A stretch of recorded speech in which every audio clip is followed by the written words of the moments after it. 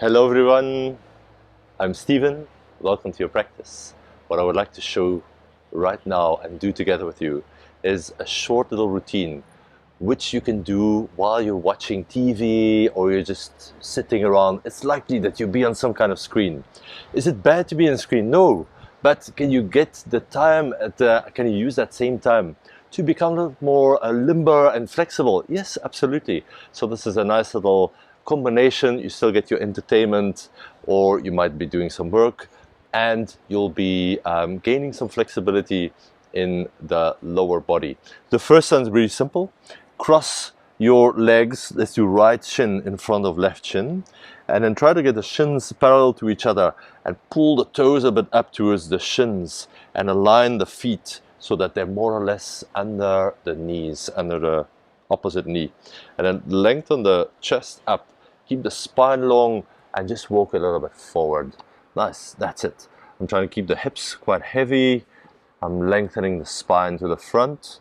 And then you might be higher up, just stay on the fingertips or even stay completely upright, it's fine.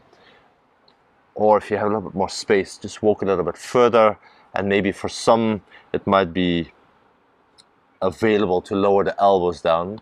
All of these options are fine. Remember, you're not here really to stretch, you're here to relax and enjoy your show or whatever you're watching at the moment.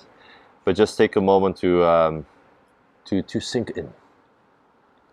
Let the hips soften down, find some space in the lower back. And it's always a good idea to slow the breath down if you can. And then lift back up, swap the legs. You might hold these poses for a little bit longer, but I'll cycle through them, holding each for about a minute or so. So now it's left shin in front of right. We're crossing down the middle, the feet are under the knees. The toes are a little bit pulled up towards the shins. Lengthen the spine. Sit down with both sit bones grounded, and then lengthen a little bit forward. You'll feel how far you need to go to find a nice little stretch in the outer hips. So just find that point, keep walking until you feel enough, but not too much. And rest here for a moment. You're going to feel quite heavy and grounded through the hips, through the knees as well, the whole lower body. And if you can, feel quite spacious and relaxed in the upper body. You might even feel as you inhale, there's a floating up kind of sensation. And as you exhale, everything is softening down a bit. And then slowly lift back up.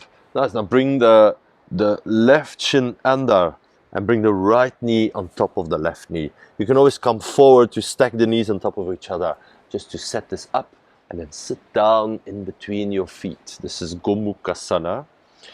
If this is not happening, it feels quite uncomfortable, you can't quite sit down easily, then just lift the hips up a bit. Maybe there's a cushion nearby or a yoga block, so you can elevate the hips, and that's going to create a bit more space to sit down. If you don't need this, then of course sit on the floor, on the carpet, and we can do the same as we've done before. Now this is a little bit more intense because the legs are all the way together and even crossing over each other, so you're likely to feel a bit more outer hip. If you feel enough just sitting upright, then this is it, you've arrived. If you want a stronger sensation, walk the hands a little bit forward again and stay. And you don't want to really force it and go to your very maximum straight away. It's good to go to a point that feels like, okay, here I can feel the stretch in the outer hips, but at the same time I can relax. It's likely you're doing this practice at the end of the day. Maybe you've had a long working day with lots of computer work, so it's good not to push too hard. You've probably done enough of that already. And then with the breath, can you expand the areas that feel a little bit restricted? Slowly come up. Let's swap the legs. It's going to be right shin under, so right heel is close to left buttock, left knee on top. And if it helps you, I always like to come forward to stack the knees a bit closer together and then sit back down. Remember, you can elevate the hips here as well, lengthen the spine, maybe stay here, this is great, or walk a little bit forward with the hands until it's enough. It's quite an art to feel that right point when you need to stop and when does it become a little bit too stressful. In some cases we might like to push a little bit harder, but for the purpose of this class this is not our goal. We're just doing a gentle casual stretch as we're watching TV or engaged in another activity, almost like a bonus yoga practice. You get two things done at the same time. And then slowly lift back up. Nice. Our next pose is Baddha Konasana.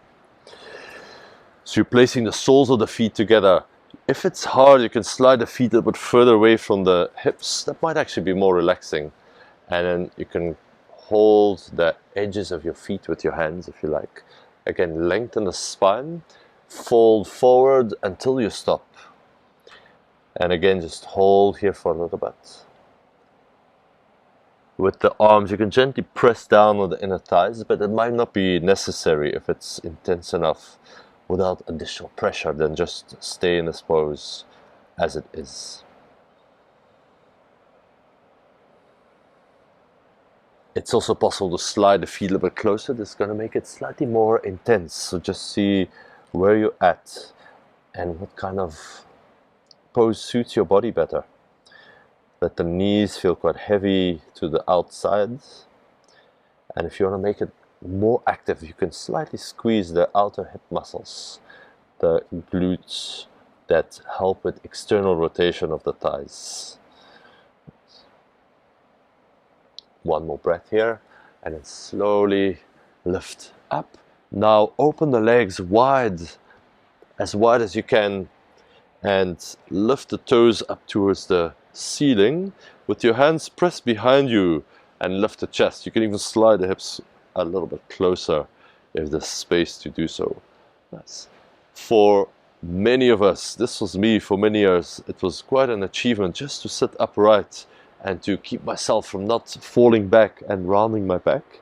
If this is you, then just do your best to lengthen the spine. Again, you can even sit up on something to elevate the hips if you're feeling like the spine doesn't feel comfortable and you're in a rounded position.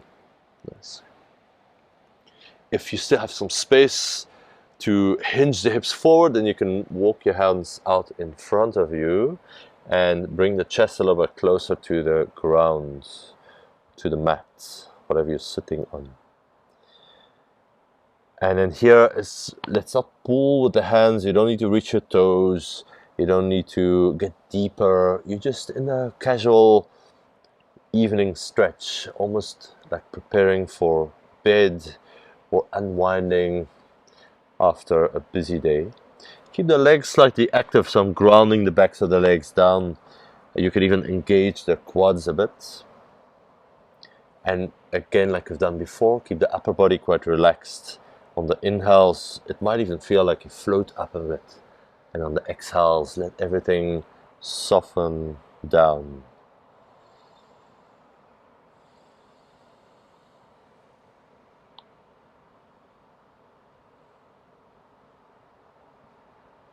And then slowly release. Here's a little bonus. Place your feet a bit wider than the hips with the knees in front. Place your hands behind you and then drop the knees to the right and to the left. This is just to feel the after effects of our little bonus practice here. Just windscreen wipe from side to side. If it feels good to stay on one side and sit like this for a bit, that's quite a good position to hold for a few minutes. And then don't forget to do the other side. I'll have to keep these poses for a next class because our 10 minutes are already up. Time flies when you're having fun.